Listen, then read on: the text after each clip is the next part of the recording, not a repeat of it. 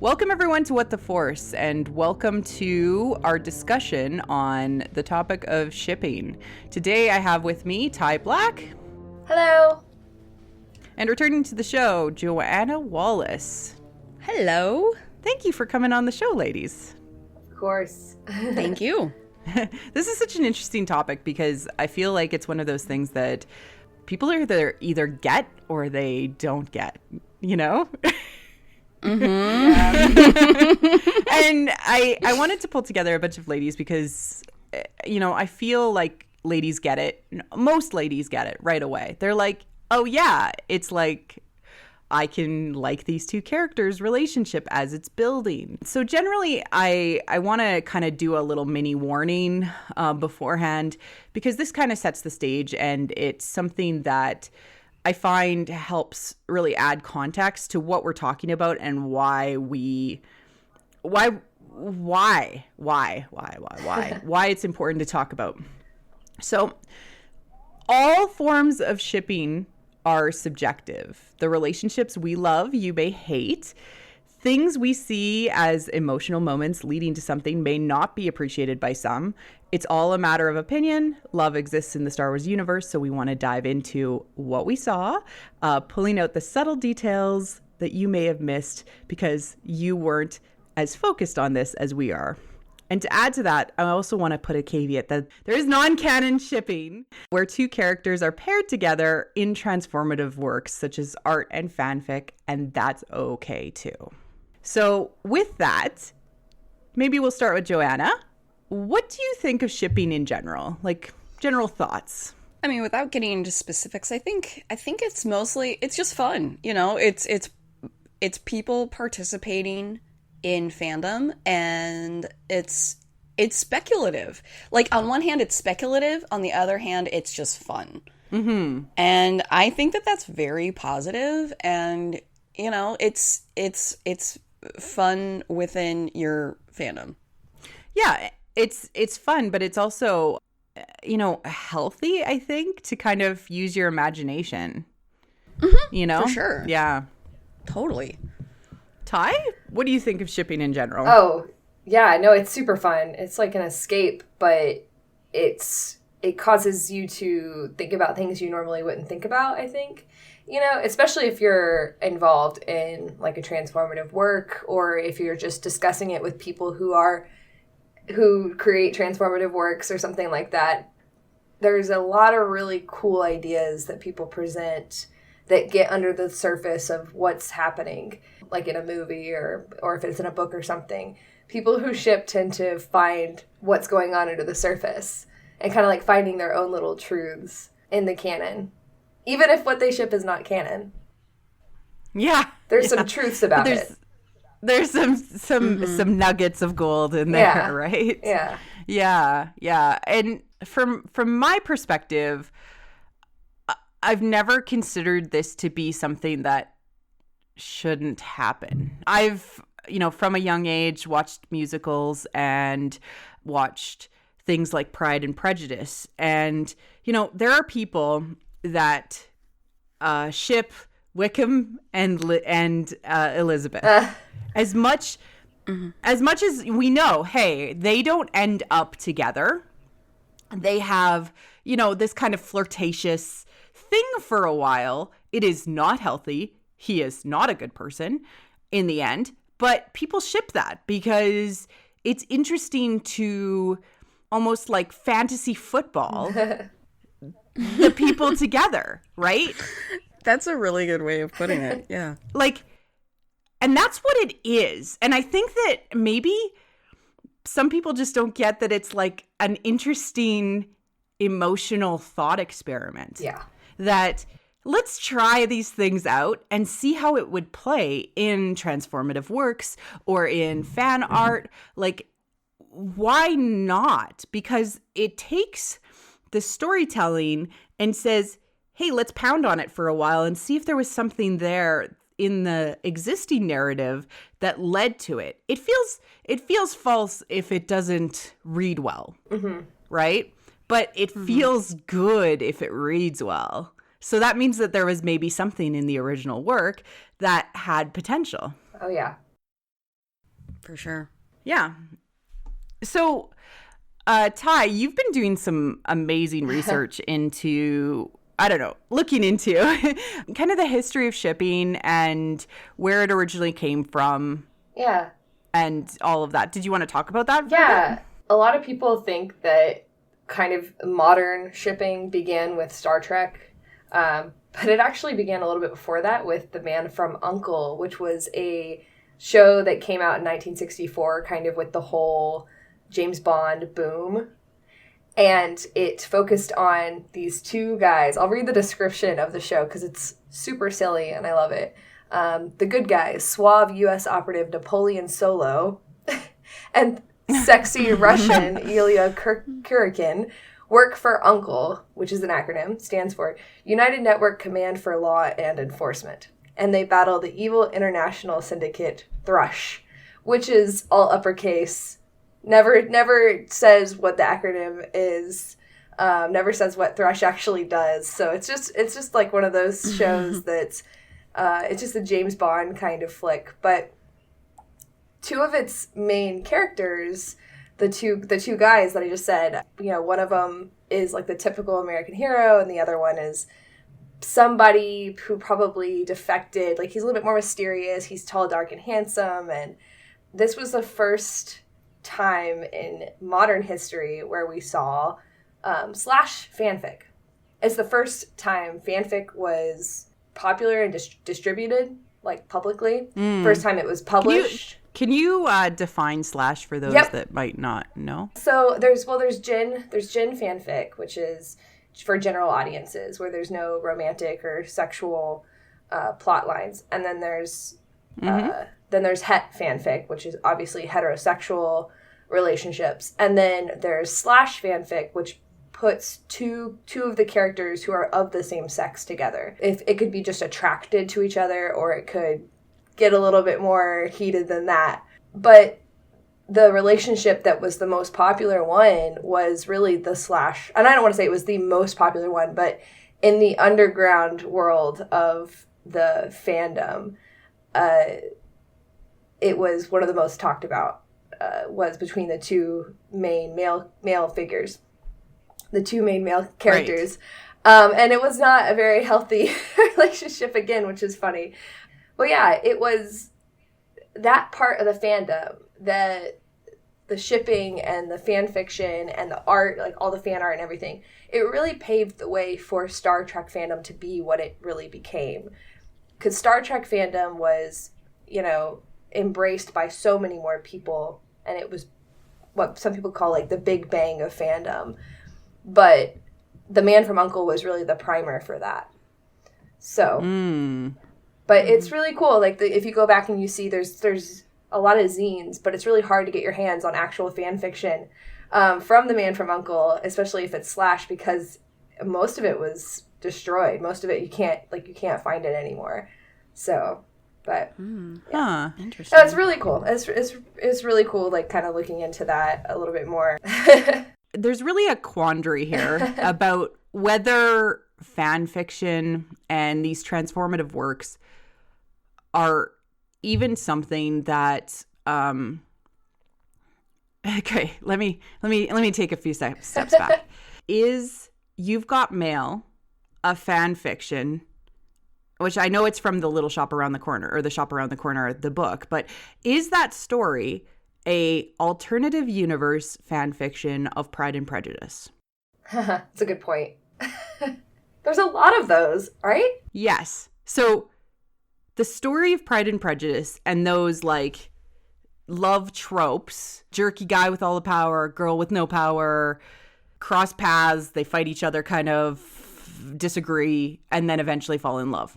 Mm-hmm. That like trope, that thing that they have, is that just transforming and telling the story again? Mm-hmm. Or is it something that is unique? Like, just because it was published and produced as an actual movie doesn't mean that it wasn't a transformation on an original story, if I'm trying to say what I mean. Yeah. So what I'm saying is, these are just exploration of ideas, even the unhealthy relationships, which if you go back to the fan fiction episode that we had on the podcast earlier this year, it's not a bad thing to write about painful things, you know? Yeah. Yeah. Well, and you can explore so much more, I think, with unhealthy pairings than you can with healthy pairings if you write it correctly. I mean, if you write it, from a place of authenticity, Yeah, and I think that that's actually one of the things that gets called out the most is like why would you want to read something about an unhealthy pairing? Hey, Joanna? Yeah, Why is it interesting to us? I think some people can relate to it, because all relationships out there, I mean, there are unhealthy relationships out there. And we often see a happily ever after in a lot of media. And there's some people who can really relate to the unhealthiness of it.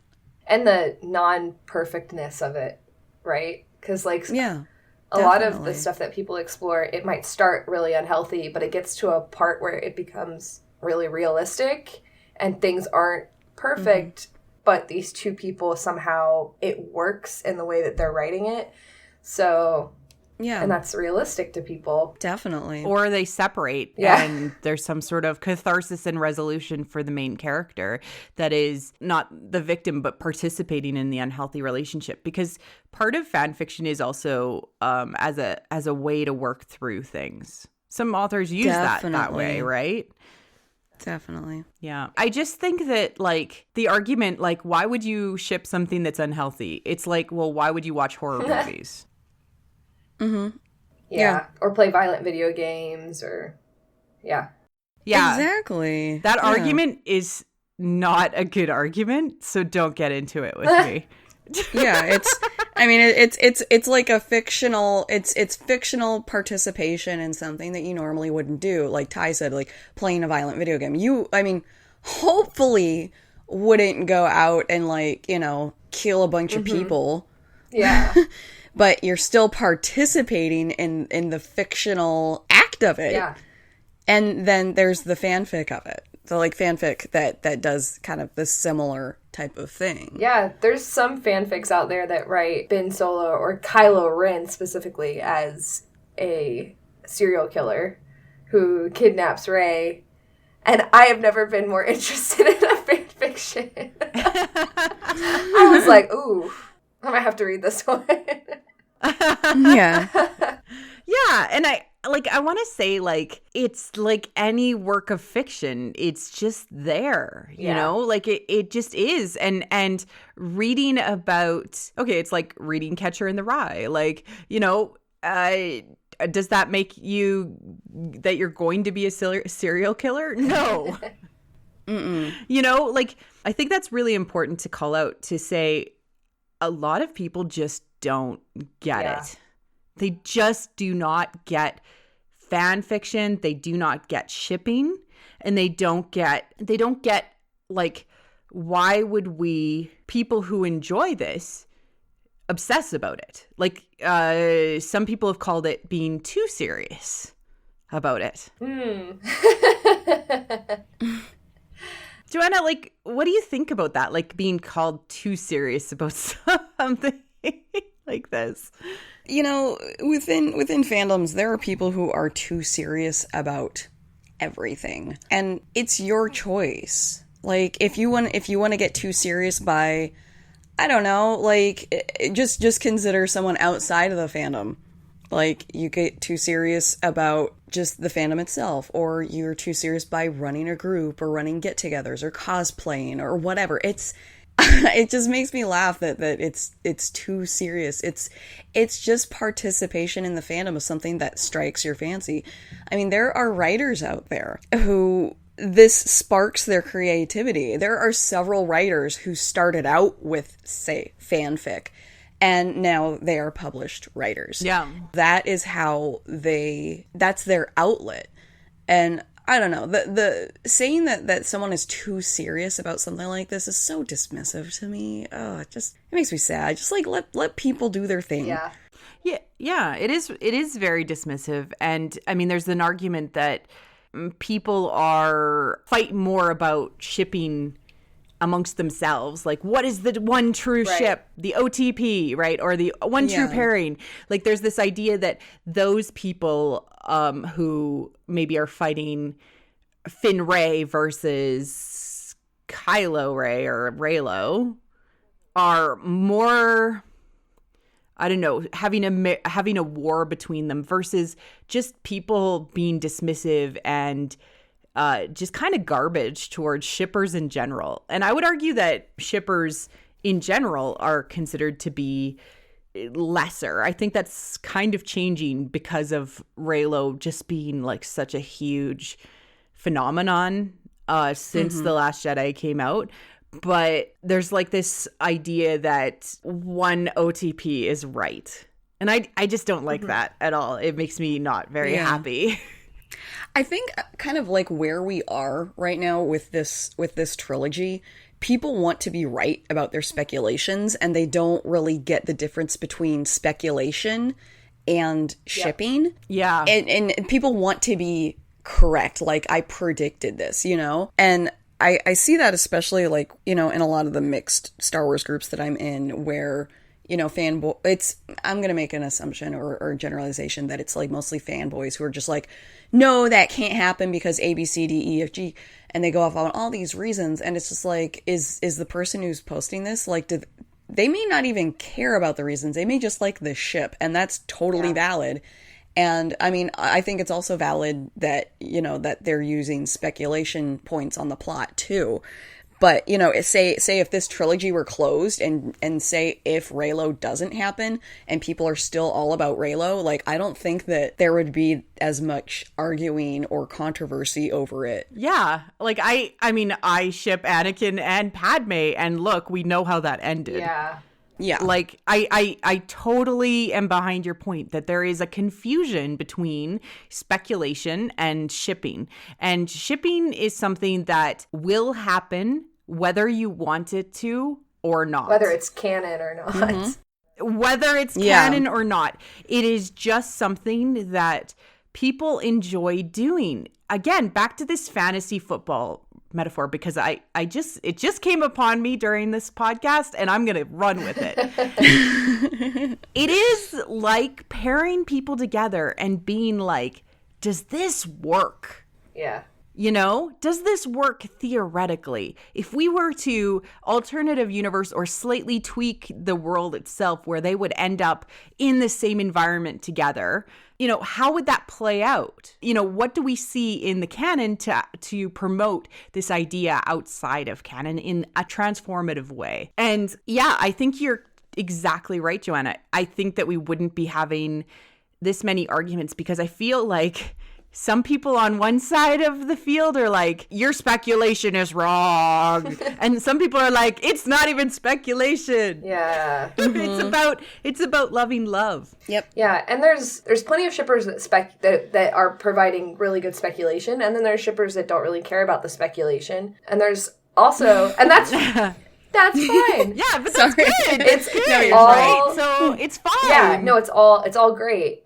But there's something that I think a lot of guys will stumble upon, or the fanboy kind of crowd that they're not involved in this sort of thing, that they'll stumble upon, and it just totally turns them off to the whole thing. And it's just that there's some interactions, like specifically on like Twitter and Tumblr, that look like they're arguing, but they're not, because there's the humor that shippers have where they do joke about, like, oh, you know, like, for an example, one of the fun speculations that shippers like to post is that Ben's gonna die this really tragic death. And then somebody will comment and say, you know, how dare you, unfollow, unsubscribe, like that kind of stuff, right? And they're they're just playing. There's just tongue-in-cheek. It's funny. Or it is speculation, right? Like they're like, I'm speculating this. But I think that the language of shipping and speculation blurs. Yeah, especially with Star Wars. Right?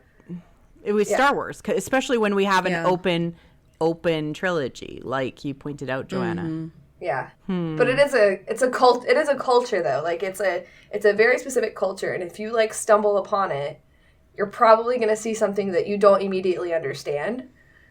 And I wish that weren't always the case. Like, I wish that people could come into it sometimes with a little bit more of an open mind, because one of the things that when we got into a conversation, I'll say, with someone on Twitter that said that they were saying that all shippers are negative towards one another and all shippers take this too seriously. You know, we're trying to explain that sometimes shipping can be more than shipping. Sometimes shipping can be more than just saying, now kiss. You know, we want these two people to be together. Yeah, it's not Spaceballs with Thank you. The figures. Yes. Where you're like and I mean, like, to your point, like, we have a humor about it. Like, I fully admit, like, I'm Reylo trash. But that's that tongue-in-cheek in itself, that I'm calling myself trash. I'm in a group called Reylo Trash. I have a pin that says Reylo Trash. Like, I mean, there's a joke there. It's like, yes, we know we get made fun of, we get attacked, and it's an everyday thing. It's part of the fandom that we're used to.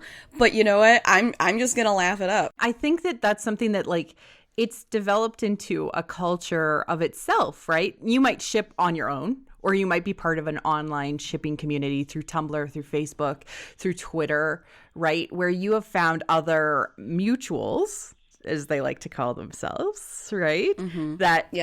That also see things in the canon, or like to think about things in this fantasy football way, right? And that's kind of what's awesome about it. So let's maybe pivot to, like, the awesome parts of shipping. Yeah. Right now, like, straddling the line of shipping and speculation, that's, like, one of my favorite parts right now, of just, like, since we don't know what's going to happen. Episode 9 is about to start filming. We're already getting rumors, and people are freaking out, and I have so much fun shipping. I was not a Reylo originally. I hated Kylo Ren. He killed my Han Solo, but I came around to it. I got over it. He's my baby boy, and I want him to be okay, because he's the baby boy of two of my favorite characters ever. But and you just want him to find some love, and you want Rey to find I want him to be okay. Yes. I want him to be okay.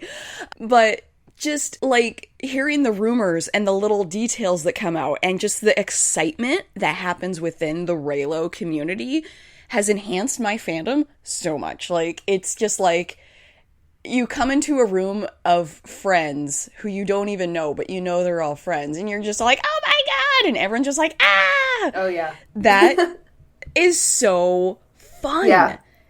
Like, so that's one of my favorite awesome positive parts of shipping, is just like, we called it. It's not necessarily like winning. Like, yeah, if I'm right, that's cool, but it's just like, it's the ride that is so fun to me. Yeah, like discussing the length of Adam Driver's hair currently and, like, what that tells us. It's so important. Like, is he, like, the art that's been going around of him with, like, his facial hair in the Kylo Ren costume, and just, like, some people like, oh my god, I love it, and I'm just like, no mustache, or Baldo Ren. Yeah. Oh no. Oh, I love it. Yeah, I love it. And I think that's because, like, you know, we are speculating / shipping, right? Like, that's where it goes, and that sort of speculation is not bad. Like, it's just as valid as what are the socio-political outcomes of the war in space. Like, oh, for sure. You know, it's just as valid. It's just as valid to be like, what does it mean in the Force that these two are coming together from a balance perspective? You know? And how does it impact the story? Like, so that's one thing I want to touch on really quick and maybe rant a bit about. Okay. Is that I have my rant pants on. So, like, I used to admin for a group, won't name it, whatever. But It was mostly male admins, and they just did not get shipping at all. Like, they kind of viewed it in a different realm, the outside of, like, speculation. And I think, you know, Reylo or Finray or Storm Pilot or whatever, that all has speculation to the storyline. And I think that it's all totally valid as far as what it could mean. You know, like, Storm Pilot would be huge for the storyline. Oh, like, yeah. Huge. Yeah. And I mean, we've heard Oscar Isaacs actually say, like, he was playing it like he liked Poe. For sure. Or he But, liked, sorry, he liked Finn. Yeah. Yeah. So, like, they viewed it like it was just kind of like this throwaway fangirl thing, that's what people did. Or that's what fangirls did. That's what fangirls do. And they didn't really want to entertain it, and so they relegated everything was just down to one thread. And they would delete all incoming posts that had to do with shipping, and then they would tag people in that master thread and be like, talk about it here. Like, we don't want to deal with this. We just all want it here. Wow. And I thought, yeah. No, that's so wrong. I agree. And I fought really hard. And I mean, I don't admin there anymore, and I'm not even in the group anymore. But it's just like, why were they so threatened about it? Why did they want to censor people so much to just like put it in one thread? I don't know. But I see that a lot in other groups of just like anything having to do with shipping is just kind of like a throwaway point, you know? They want the wars in Star Wars. They don't really realize how important romance is to the story. I mean, every trilogy has a major romance thus far, and certainly Rian Johnson and, you know, even now Daisy is saying there's something there. Yeah. Right? So, yeah. Look, if the writer says this is basically a romantic scene, it's a romantic scene, guys. So I think what we really have, kind of worked out is there's speculative shipping, right? Because we've certainly identified that, and then there's this non-canon shipping, and I want to talk about that a little bit because some people consider it to be less harmful because it's like, well, it doesn't really matter, you know? It has no stakes involved, right? And then some people actually get really annoyed by non-canon ships. And I'm gonna throw a few out there. Kylux, right? They are not ending up together. I'm sorry to disappoint anyone that had their hopes on that situation. But you know, it's just important to kind of be like, oh, hey, you know, what is this fantasy football relationship looking like? You know, how does it even develop? And they sometimes put it like set in the past, right? Like, so it's like they knew each other, and like now the canon is like the outcome of a bad relationship, or they set it in the future, and it's kind of like in a way speculative, but it's transformational in that it's not something that's probably going to happen in canon. It's not the space between canon where head canon kind of exists. This is taking it and changing the universe so that it goes in that path. Did you want to talk about non-canon ships? No, I really enjoy, because that's essential to fan fiction. It's absolutely essential to fan fiction to do non-canon things, because that's where the person who's flexing their writing muscles can really get creative with everything, because the whole point of fan fiction is taking characters that exist, because that's the hardest, like that's usually like kind of, I wouldn't say it's the hardest part, but for a lot of writers starting out, they can really learn how to write by using characters that exist. Same thing goes for any kind of fan art. I mean, taking that and kind of like through a transformative work, changing it into something else teaches you how to be creative in very different ways from coming up with your own source, like your own thing. It's honestly, it's just fun to share. It's fun to share things, I think, that are not canon. Like I don't read any like exclusively non-canon pairing fanfics, but I do enjoy the art. I've read a few Kylux, and they're enjoyable in a weird way. You know, Yeah. And I, you know, we'll get into our OTPs, non-canon, Yeah. or canon, I guess. Any OTPs in a few minutes here, but I did want to call out. So these stats are from Archive of Our Own, and this is for. And I searched it a couple of days ago, so by the time this podcast comes out, it could be totally out of date. Should we kind of talk about Archive of Our Own, like what it is to people who don't really know? Yeah, sorry. Sure. Yeah, let's do that. Yeah.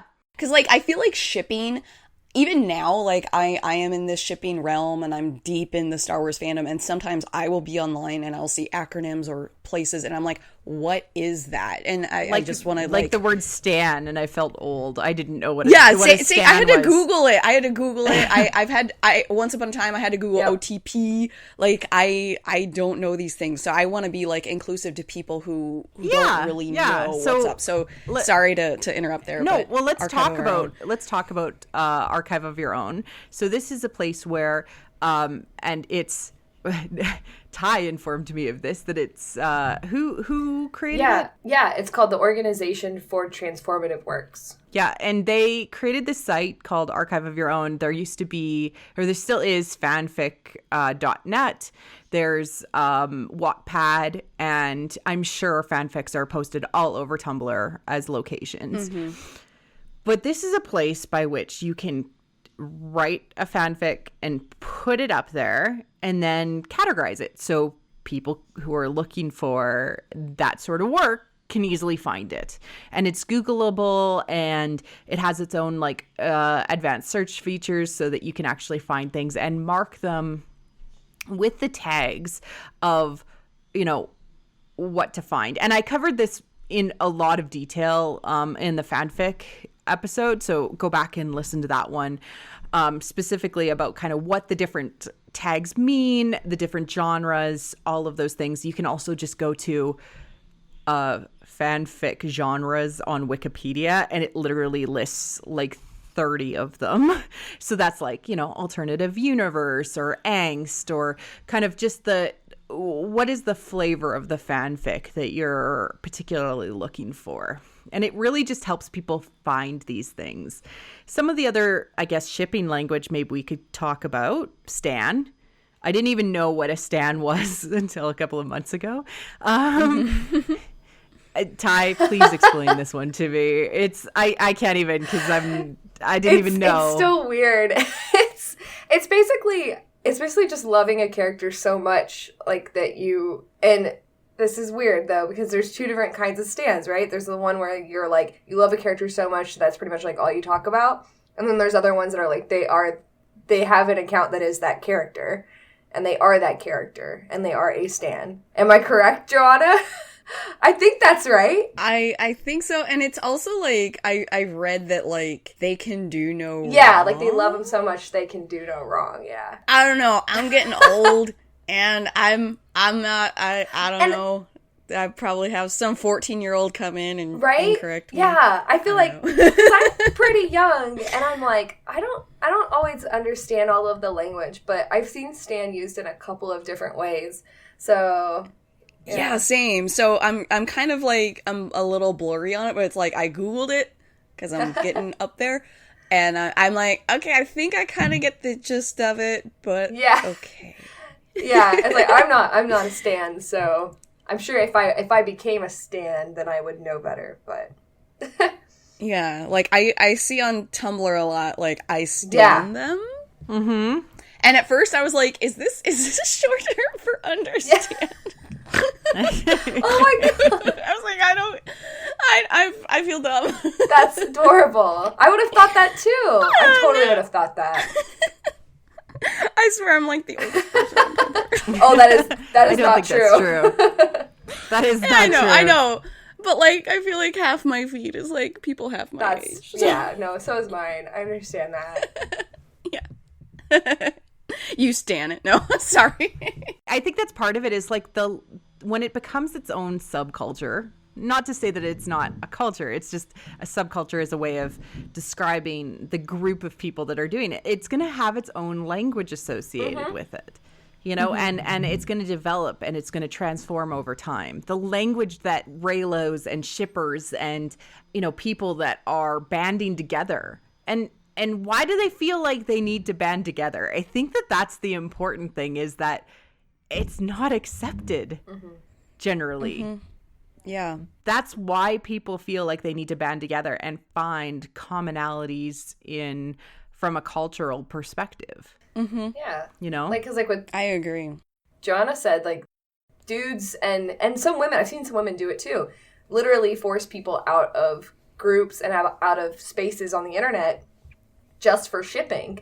And they're like, no, you can't talk about this here. You can't talk about this here, because it's not, to them, it's not their Star Wars. It's not what they want to talk about. But that's not fair, because Yeah.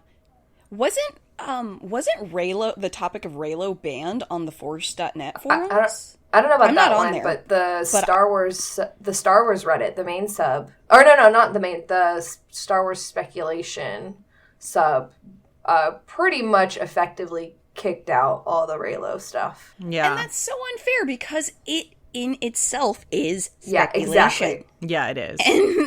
And it's so frustrating, and it's very gatekeeping in a way. And I think a lot of it, like, I feel like a lot of shippers are female, and I feel like it's fanboys wanting to have a power play over us, of saying, no, they're silencing our voices, and it's so frustrating. And I think that that's why, like, these communities and this language of shipping is developing, and it's going to become gatekeeping in the opposite direction, that there's going to be a higher barrier to entry for people who maybe come to the table later. I saw another podcast, and it's a male run podcast, and they suddenly said, I think I get Reylo now.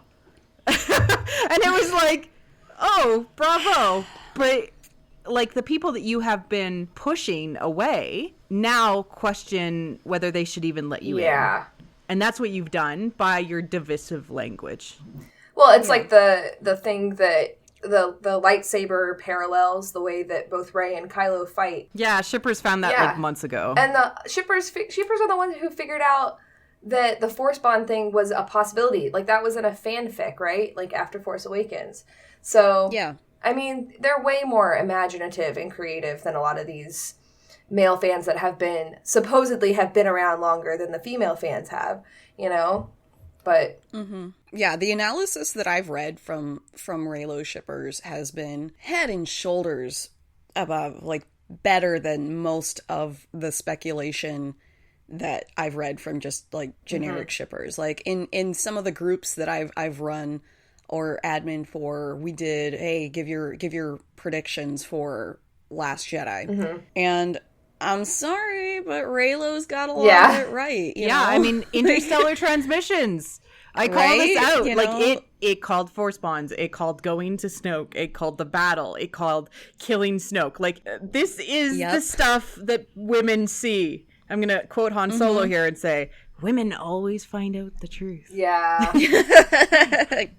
No, but all jokes aside, there are male shippers, and there are male fanfic writers that write on romantic topics. And Ty and I actually know quite a few male Reylos, because they actually had to hide from these, I don't know, garbage environments as well. Yeah. You know, and that sucks. That sucks that romantic speculation is not an acceptable form of speculation. And that's the problem. That is not, that is the problem. Shipping aside, because shipping will happen whether you want it to happen or not.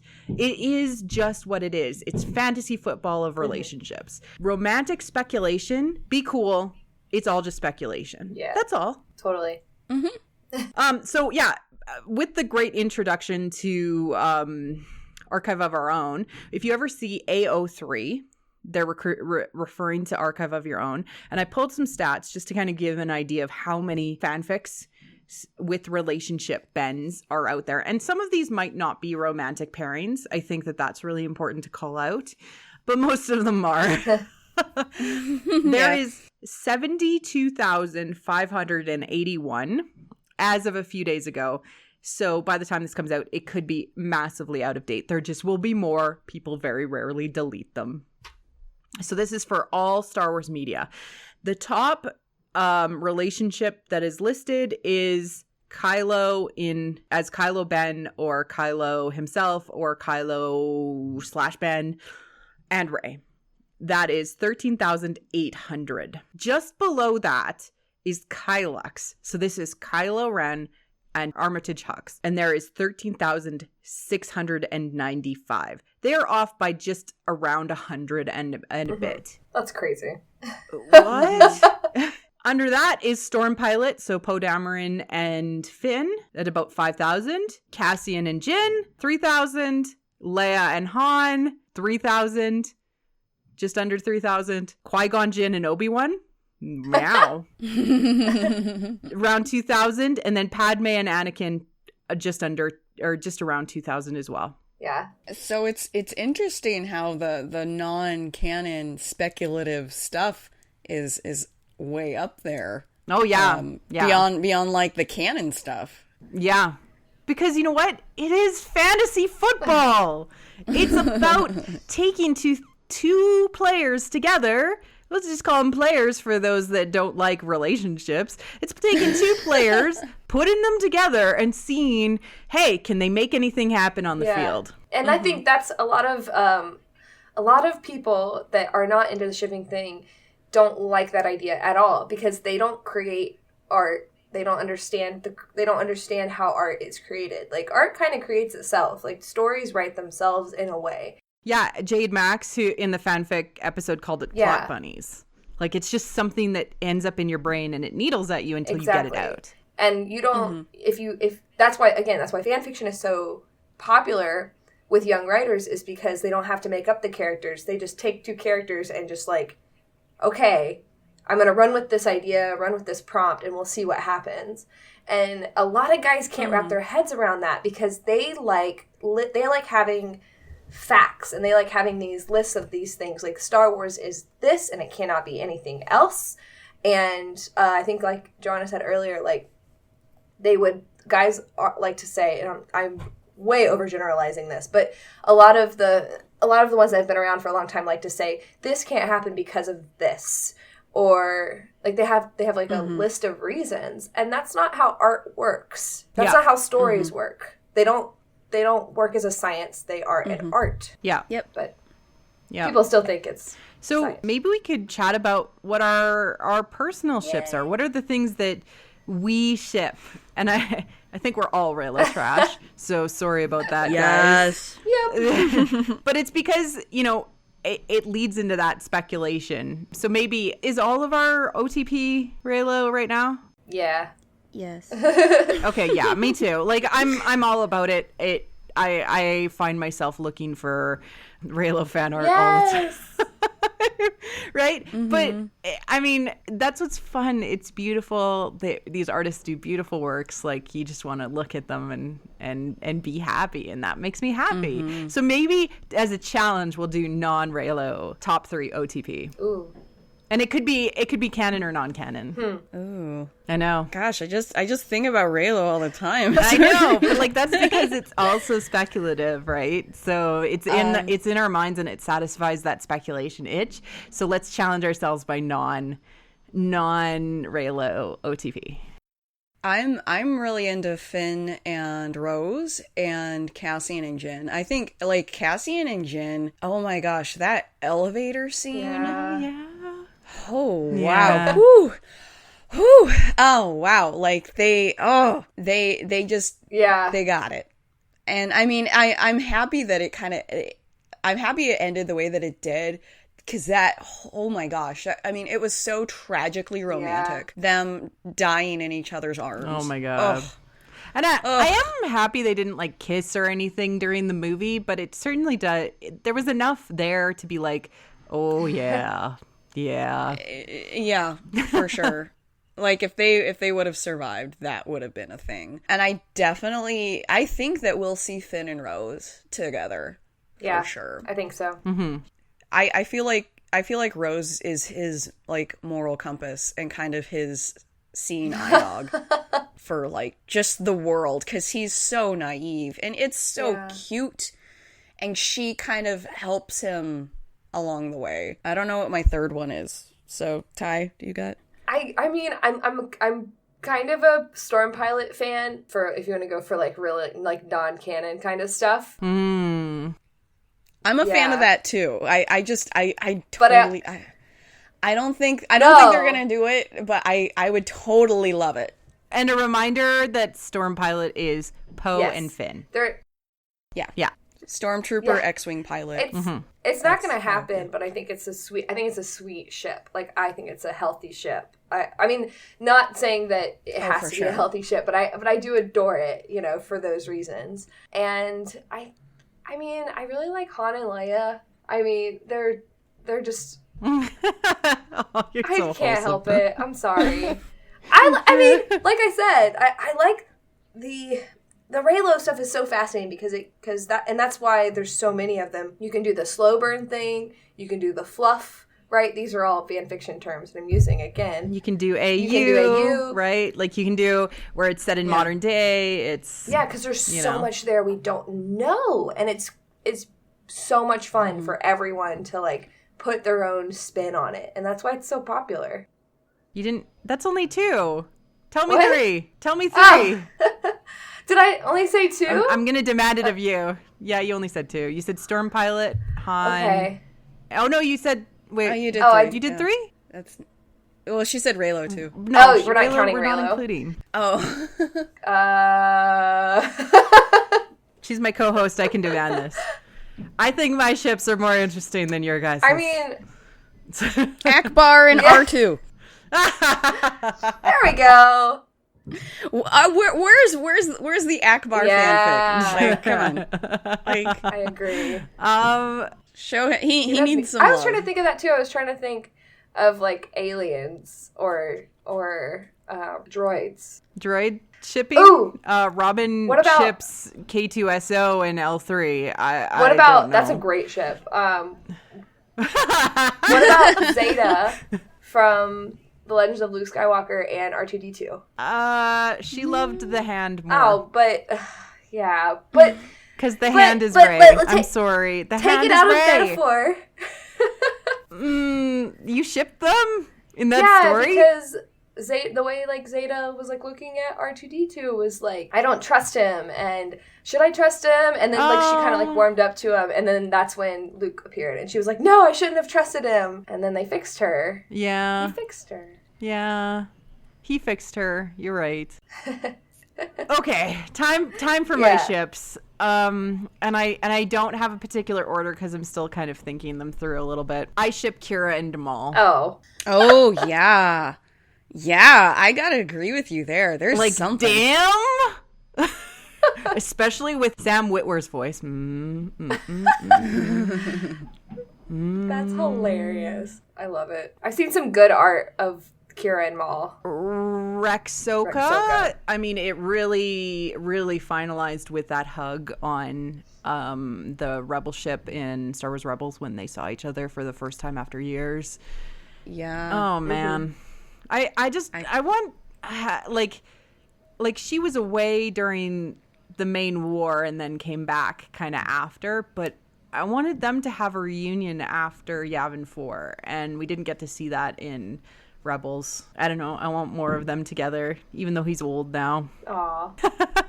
I love it. I don't know. That's a very so wholesome much ship. Together. Yeah. I mean, it wasn't when she was like a child, but he was also. I mean, it was less wholesome because he was also only 10 technically. Wow, Good it's point. weird. I mean, thought of that. it's hard. That one's a hard one to wrap your brain around, but he is so freaking supportive of her whole life. Yeah. Like it's nice. And then I gotta say, oh man, you guys mentioned Storm Pilot, so I agree with that one, but I'm gonna go with Holdo and Leia, and that comes from the Princess of Alderaan book and their like endless friendship, and then just like the chemistry they had on screen in The Last Jedi. Man, they had some sort of like crazy rendezvous at some point. I love that picture of Carrie and Laura Dern. That old picture, and also there's a bunch of people in that picture, and I'm like, it's like the picture of the goddesses of the 80s. Who else is in it? Oh yeah, and they're together. Oh, yeah. Somebody else is in that. Damn. But it's sweet. They have really good chemistry. Oh yeah, they do. Yeah. So I think also I kind of want to go into a little bit of a side topic, which is it okay to ship actors of roles? I think it's okay to a point, but I've seen in other fandoms and stuff, like when the actor, say the actors are single and then one of the actors gets in a relationship and people get really hateful toward the person that they're in a relationship with. That's a little too far, in my opinion, because this is real life and that's the person's happiness. It's gone from speculation and transformation into obsession at that point, you think? Yeah. So like one of them that I've seen, and this story is very Reylo in itself, is Hanayori Dango, or Boys Over Flowers. It's a Japanese story. It's been translated into tons of languages and been several TV shows in different languages.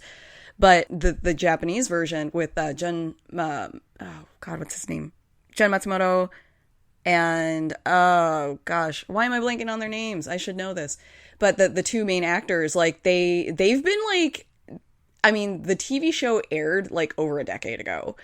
And there's still speculation, like, are they dating? But they've dated other people throughout the several years. And even, like, I Google them from time to time, and it's just like, oh, they were, like, kind of seen going, like, having dinner together secretly. And people are like, ooh, and I mean, here we are, like, over a decade later. Mao Inoue. That's her name. Sorry. Mao Inoue and Jun Matsumoto. So they have a name, Matsujun. So it's a thing, but I've seen within that community, like when Jun would date another woman, that they were just like, no, you need to be with Mao. Oh wow! So that's a little. Like I'm just like, yeah, just like back that's away. Like the K-pop stuff. Yeah, there's a lot with that. And like, yeah, and like they even go after K-pop stars if they suspect that they are gay and they're not even in a relationship. It's pretty bad. What happened with Aaron Yan, and like he went to a gay club once and like people attacked him and he had to leave his band and stuff. So crazy. Aww. Yeah. Aaron Yan That's is like awful. Aaron Yan is my favorite Taiwanese actor ever. If you must put a classification on your favorite Taiwanese actor, he is my favorite Taiwanese actor ever. That's awesome. Yeah, I think it's like, I think it's definitely a little problematic to ship two real people together. But there is, I think, there's a place in which that is okay, and I think where, especially when you do, how a lot of people, they'll do the alternative universe fan fiction, and then they'll come up with like a collage set that has like the visuals of and they use pictures of like Adam and Daisy, not Kylo and Rey, right? Because it's set in modern times, or it's set, and they come up with that aesthetic. They call it like putting together an aesthetic, and I think that's totally fine. I think it's just another way of doing a transformative work. I think it's a little bit more strange, like talking about the two actors like, oh, look at them, they're flirting, and it's like, let's not go there. Yeah, because I mean, like the thing about actors and Tai, like you've done a lot of acting. Yeah. I've done a lot in the theater community. I direct and I've acted. The thing is, when an actor is doing intimacy, they are not thinking about the person, or they shouldn't be thinking about the person that is across from them. What they do is they put on a mask or a image of the person that they are actually attracted to, so that they can keep their work and their personal life separate.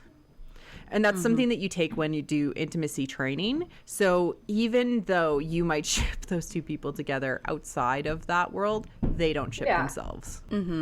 unless they cross some sort of line, end up in a weird relationship like Carrie Fisher and Harrison Ford, which ends up causing a divorce. That's what you don't want, right? You want the actor to have a healthy, fulfilling life outside of it, because this is just their job. Yeah. Right? Yeah. Oh, and it happens all the time. Like, actors and actresses, they don't have that kind of training. Fall in love on the set with the people that they're supposed to be falling in love with on the screen, and it doesn't. And sometimes it doesn't always. Like, sometimes it works out, right? And like the biggest example of that I can think of that actually like seemed healthy and good was Freddie Prinze Jr. and Sarah Michelle Gellar. Oh, yeah. They fell in love over the course of Scooby-Doo. And ended up getting married, and they have wonderful kids together, and they have a very healthy relationship. So that's the same as falling in love with your coworker, but if somebody's already married and they have a healthy relationship and they're happy and everything like that, like, leave them be. It's their own life. They are playing a role. They are not that person. Yeah, I think that's a good point. Yeah. This has been a fun discussion. I don't know. Shipping is so much fun. I love it. It's fun to see fan art. It's fun to chat about different aspects of it. It's fun to be like, oh yeah, like now I'm totally gonna go search for some Maul and Kira fanfic. After this. There's got to be a bunch out there by now.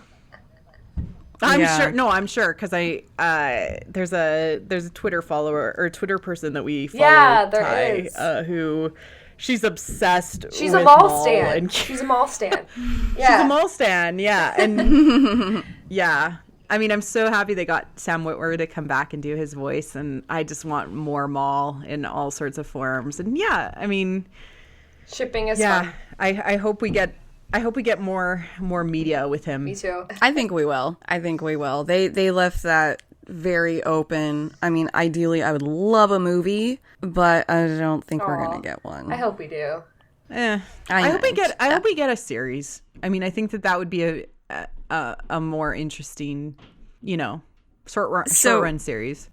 Yeah, or like a book about Crimson Dawn. Ooh, comic. And I feel like they can be a bit more racy in the books too. Yeah. I mean, look at like Phasma or like Dark Disciple or Rebel Rising. Yeah. Like even though it was short in Rebel Rising, I was just like, whew. Ooh, like my gosh, they went there, and it's a young adult book. Oh, wow. So, ooh. Yeah, so I feel like, I don't know, in a way, I would like to see Kira and Maul in a book to see exactly. Yeah. Yeah. We're just like, Yep. Yep. Cool. Maybe because I took away the Reylo conversation from the OTP, let's talk about Reylo just briefly, and then we can wrap it up. Okay. So why Reylo, guys? Why is Reylo cool? I mean, come on. I mean, it has all of the cinematic and literary tropes that women have loved over the years. It is a bad guy turning good who needs a redemption, who needs a girl, you know? he needs love. The girl is good and pure but stubborn. Yes. Right? And she's the one who sees the good in him. And that follows, I mean, we've gone into this multiple times, you and I, Ty, but it follows these literary tropes, these narrative tropes by which, hey, they're on polar opposite sides of the world, and they slowly come together and start to understand each other. And that is so satisfying. That is so satisfying in your brain. It tickles the like happy part of it releases the serotonin in your amygdala. Like it is the thing that feels good to be like, hey, I can actually evoke and inspire someone to take positive change of themselves. Yeah. That's why I like it. Who's next? Are you not ready? Because I'm the only other who besides you. So for me, like, okay, Han and Leia are my two like favorite fictional characters. I adore them. He is the son of my two favorites. I want good for him. I want good for the Skywalker lineage. I want the Skywalker lineage to continue. Yeah. Okay? You want babies? I want babies. I want my boy to be happy because he deserves it. And I want him to help redeem and balance out the Skywalker lineage. Okay? I want that to happen. I want him to be okay. He's got some self-work to do. I get that. So does Rey. So does Rey. And I don't want current state Reylo because they got some work to do. But I want them both to be happy and healthy and balanced and continue on that Skywalker lineage. I want more episodes, man. I don't want this episodic saga to end here. You want 10, 11, 12. Yes. Because I feel like from a speculation point, like the Jedi Order or whatever they're going to call it, because it's up in the air. That needs to continue. That needs to rise again. And I think that's the fate of the Skywalker bloodline, is to make things balanced again. And I think that Ben and Rey are that's going to happen. I think that would be great storytelling. And also, like, having a character face the consequences would be really fascinating too. Yeah. I think if the Skywalker saga does end in 9, then I think it would be really cool if Rey and Ben, if the solution was to give up their power back to the universe, and that was how they balance the Force. So like that's kind of my current headcanon. Yeah. But I think big mystical spectacle events happening in Star Wars is something that something that's been alluded to, but it hasn't happened yet. And it would be really neat to see that happen through the power of love, of all things. And I think that would be so satisfying. And I would walk out of 9 crying and like I want to see 9 with you so bad. I'd be an emotional wreck. Like I want to be like holding your hand and being like, apparently Brie Claire jumps a lot while watching movies, so that'd be interesting. Yeah. I made Liam go see the movie Solo. Go see Solo with me, and he was like, watching Brie Claire watch Star Wars is an experience. And I'll be doing the same for sure. But yeah, no, it's, to me, like, in my head, I think about epic fantasy. I think about Brandon Sanderson. I think about, all of the books and all of the stuff that I've consumed in that kind of genre.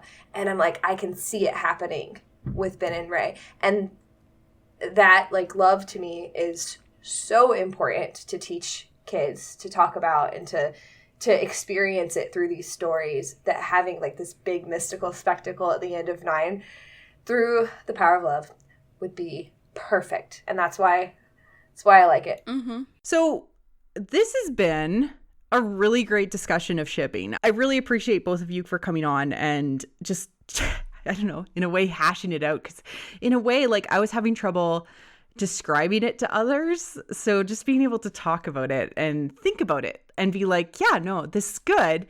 I think it's just important to acknowledge it's something that exists. So be okay with it. Romance is key to Star Wars. I mean, even George Lucas has said that romance is crucial to the story. Even without like the romance between Padme and Anakin, Han and Leia. You wouldn't have Luke and Leia. You wouldn't, and Han and Leia, you wouldn't have Kylo Ren. I mean, this is crucial stuff to the plot. Totally. Yep. So acknowledge it, be okay with it, but don't dismiss it. Yeah, if you don't like it, ignore it. Just let people enjoy things. Yes, let people enjoy things. I think that's the thesis statement of this whole show. Just let people enjoy things. Also, it's one story. Those two things, yeah. Those two things. No, thank you, ladies, for coming on the show. Joanna, where can people find you? You can find me over at the Facebook groups Galactic Fempire and Holocron Salon. I'd love to have you. Cool. And on Twitter at Miss Upsider. Oh, I'm like never on Twitter. I know, sorry. but people follow you. maybe, I followed I don't you. know. Like, I'm just like, hey, I'm on Twitter for a second. Look at me. Okay, bye for 4 months. Goodbye. Yeah, like other social media, I'm at Miss Upsetter, like on Cool. everything. Yeah. So, but don't hit me up on Twitter because I probably won't see And it. you're also on a different show. Oh yeah, I'm also on another show. I'm the Star Wars Hour by Channel Star Wars. Cool. And Ty, where can people find you? They can find me on YouTube at Wit and Folly, and they can find me on Twitter at Black_TYM. And I am Marie Claire Gould, and this has been What the Force, our discussion of shipping. Feel free to reach out to us on Twitter at WT Force Show or on Facebook at What the Force Podcast. Our website is whattheforce.ca, and we are on all type catchers. And if you enjoyed the show, please leave a review on iTunes or other places that you have found the show. It helps people find us. And yeah, we like talking about Star Wars, so if you want to do that, feel free to reach out to us and start a conversation. Cheers.